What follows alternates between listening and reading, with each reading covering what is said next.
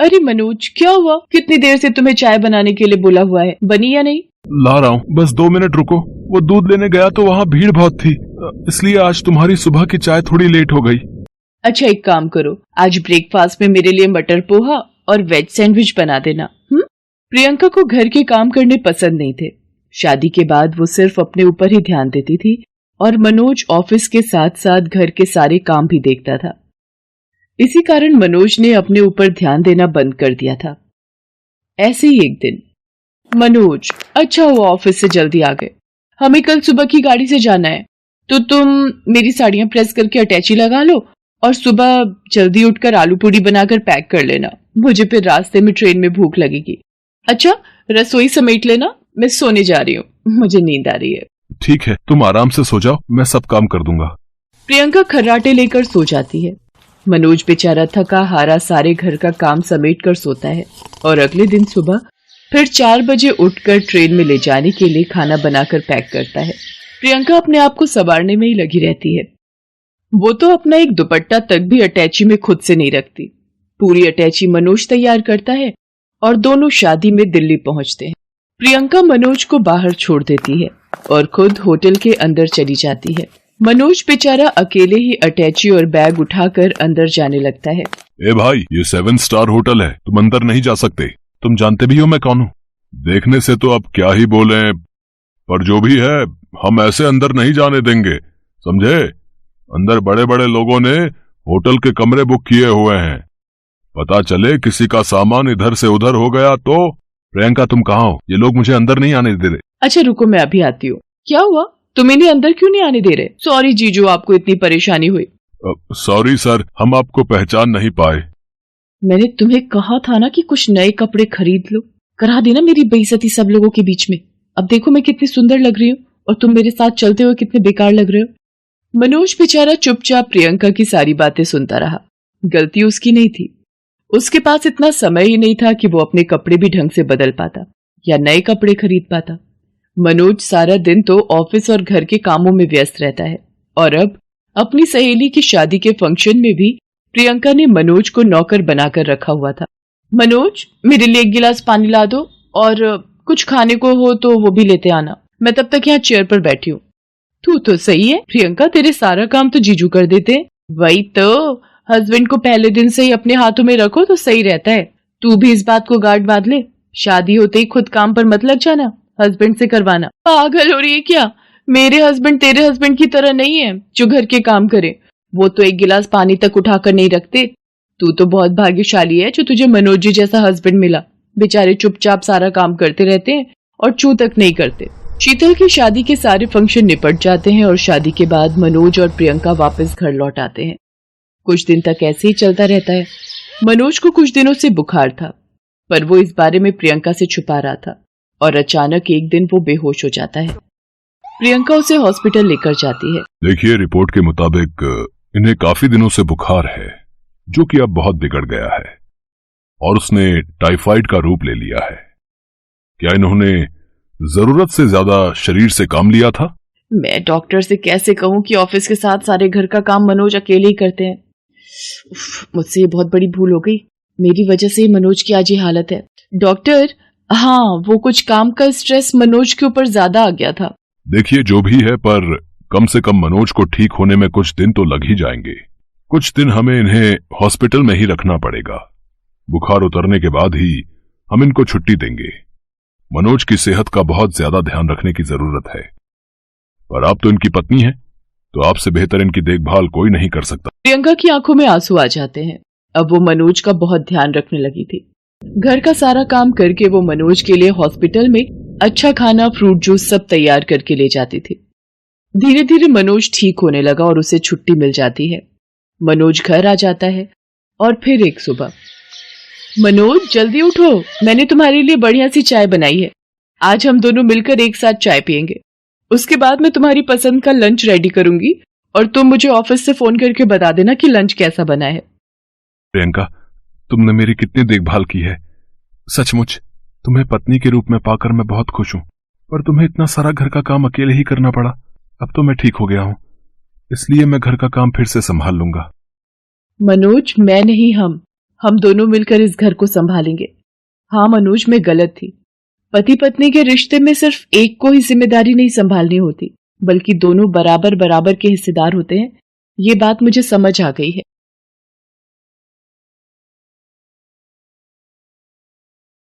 सेठ दुर्गादास और उनकी धर्मपत्नी आशा देवी का रामनगर में एक सभ्य परिवार था।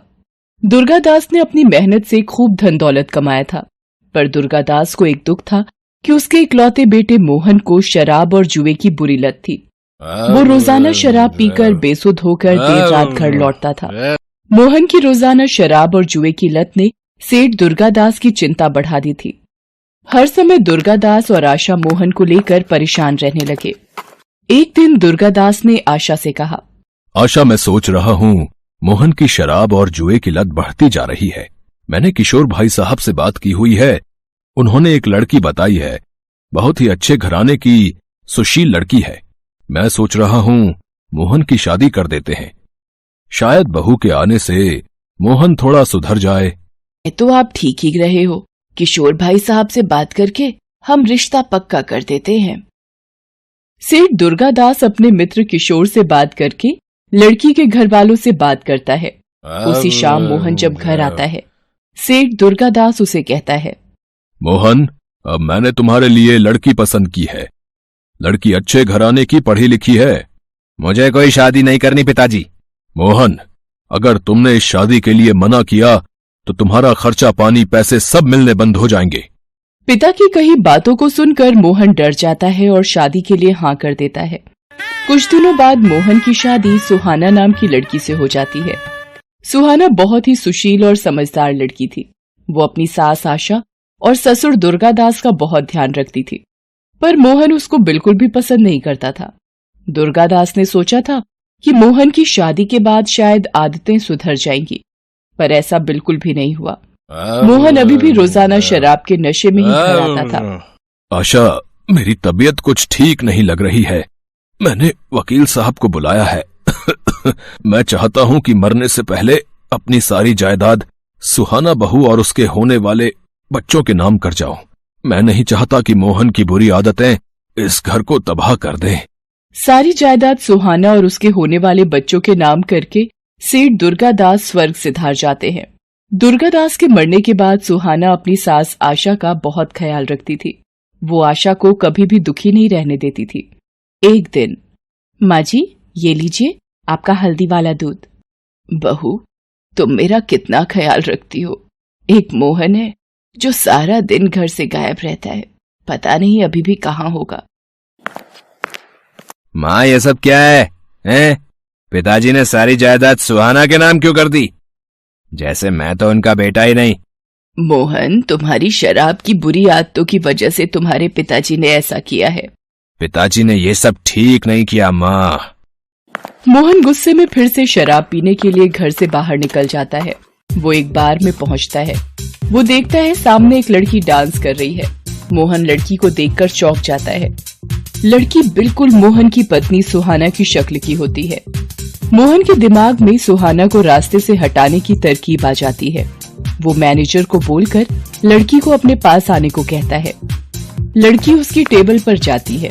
मेरा एक काम करोगी? बहुत पैसे मिलेंगे। साहब, पैसों के लिए तो मयूरी कुछ भी कर जाएगी, बस आप काम बताओ। एक काम करो, मुझे बाहर मेरी गाड़ी के पास मिलो। कुछ देर बाद मयूरी बार से बाहर आती है। मोहन मयूरी को गाड़ी में बैठने को कहता है और अपनी बात शुरू करता है। देखो मयूरी, बात यह है कि मेरी पत्नी सुहाना की शक्ल हूबहू तुमसे मिलती है। मेरे पिता ने मरने से पहले सारी जायदाद उसके और उसके होने वाले बच्चे के नाम कर दी थी। अब मैं अपने पिता के मरने के बाद पाई पाई को तरस रहा हूं। मैंने जब तुम्हें देखा तो मुझे लगा कि तुम इस मुसीबत से मुझे छुटकारा दिलवा सकती हो।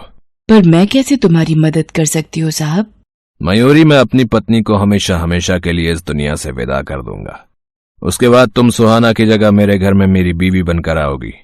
तुम्हें देखकर माँ भी नहीं पहचान पाएगी कि असली बीवी तुम नहीं हो। मैं तुम्हें 1-2 दिन में लेने आऊंगा, फिर हमारा खेल शुरू होगा। तुम जायदाद के कागजात पर नकली साइन करके सारी जायदाद मेरे नाम कर दोगी। मैं तुम्हें तुम्हारे हिस्से के पैसे दे दूंगा। उसके बाद तुम अपने रास्ते और मैं अपने रास्ते। मोहन मयूरी से बात करके घर चला जाता है। उसे पता था कि उसे आगे क्या करना है। सुहाना, ये देखो गोवा की टिकट। तुम पिताजी के जाने के बाद कब से घर की जिम्मेदारियों को पूरा करने में लगी हो। मैंने सोचा हम हनीमून पर भी नहीं गए, तो अब हो आते हैं। तुम पैकिंग कर लो, कल की टिकट है। पर माँ जी को अकेला छोड़कर हम कैसे जा सकते हैं?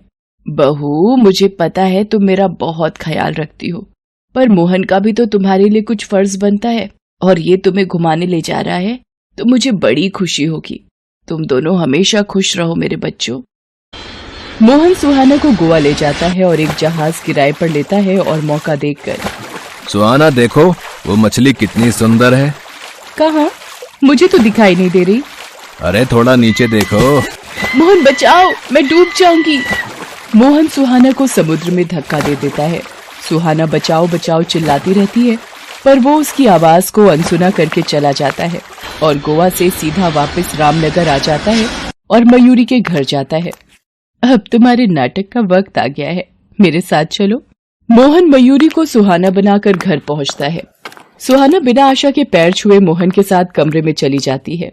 आशा को अजीब लगता है, पर दोनों को एक साथ खुश देखकर वो कुछ नहीं बोलती। एक दिन, ये आजकल सुहाना बहू को क्या हो गया है? जब से गोवा से आई है कुछ पतली पतली सी है, न पूजा पाठ करती है न चाय नाश्ता बनाती है, हमेशा अपने कमरे में ही रहती है। एक बार पूछ कर आती हूँ, शायद तबीयत ठीक ना हो। सुहाना बहू, आजकल बड़ी देर तक सोती हो, तबीयत तो ठीक है तुम्हारी? ए बुढ़िया, मेरी नींद खराब मत कर, मैं बिल्कुल ठीक हूँ। और जल्दी उठो या देर तक सो।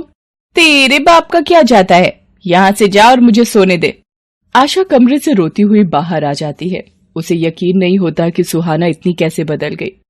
मोहन कई बार मयूरी को जायदाद के कागजात पर नकली साइन करने की बात कह रहा था, पर वो बार बार टाल देती थी। एक दिन, मयूरी, मैं कितने दिनों से तुम्हें बोल रहा हूँ कागजात पर साइन कर दो, पर तुम इतने दिनों से टाल रही हो। अगर तुमने ज्यादा समझदारी दिखाई या कोई हेरा फेरी की तो याद रखना, मैं तुम्हें इस घर में सुहाना बनाकर ला सकता हूँ तो निकाल भी सकता हूँ। अरे डार्लिंग पतिदेव, वो अभी मैं नकली साइन की प्रैक्टिस कर रही हूँ, जैसे ही सीख जाऊंगी कर दूंगी। मोहन गुस्से में वहां से चला जाता है। मयूरी के बॉयफ्रेंड सतीश का फोन आ जाता है। अरे मेरी जान मयूरी, कहाँ हो आजकल? बार में भी नहीं दिखती। बस समझ लो एक मुर्गा फंसाया है जिसे हलाल करना बाकी है बस। मयूरी सतीश को सारी बात बताती है और शराब पीने के लिए घर आने को कहती है। कुछ ही देर में सतीश अपने कुछ दोस्तों के साथ मोहन के घर आ जाता है। मयूरी सतीश और उसके दोस्तों के साथ शराब और सिगरेट का नशा करने लगती है। इतनी देर में आशा आ जाती है और वो मयूरी से कहती है, सुहाना बहू, ये सब क्या चल रहा है और ये लोग कौन है? तुम इन गुंडे लोगों के साथ बैठकर शराब और सिगरेट पी रही हो? तुम्हें शर्म नहीं आती? इस घर की बहू होकर तुम ये हरकत कर रही हो। आने दो मोहन को जरा। ए बुढ़िया, तू क्या बताएगी अपने बेटे को? वो खुद ही गलत है, और मेरे दोस्तों को तूने गुंडा बोला, तुझे तो मैं अभी बताती हूँ। मयूरी, तुमने मेरी माँ पर हाथ उठाया, मैं तुम्हें जिंदा नहीं छोड़ूंगा। निकल जा मेरे घर से। तुम्हारा घर? एक सेकंड, तुम्हें शायद कोई गलत फहमी हो रही है मिस्टर मोहन। ये घर तो कब का मेरे नाम हो चुका है, यानी कि सुहाना के नाम। निकलोगे तो अब तुम दोनों माँ बेटे। इन्हें जिंदा मत छोड़ो मयूरी, इन दोनों माँ बेटों को जान से मारना ही ठीक रहेगा। जिंदा रहकर ये हमारे लिए खतरा बन सकते हैं। मैं इन लोगों के साथ जाकर दोनों माँ बेटों को खाई से नीचे फेंक देता हूं।